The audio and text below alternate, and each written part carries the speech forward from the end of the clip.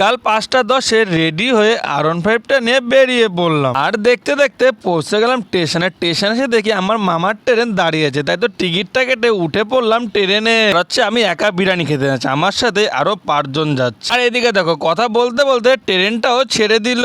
আর এদিকে বেশ 45 মিনিট কাটানোর পরে পৌঁছে গেলাম অশোকনগর স্টেশনে। এদিকে স্টেশনে পৌঁছে কিছুক্ষণ রাস্তায় হেঁটে আসার পরে রাস্তার থেকে 200 টাকা দ্বারা ভ্যান ভাড়া করে পৌঁছে গেলাম আমেরিকা দাদার ফিরোজ বিরিয়ানির দোকানের সামনে এসে দেখি এখন বাজে ঠিক 8টা, তাও এরকম পরিমাণে ভিড়। আমার কপালটা যে এতটা ভালো বুঝতে পারিনি, তাই তো আমরা যার সাথে সাথে লাস্ট হারিটার বিরিয়ানিটাই চলছিল।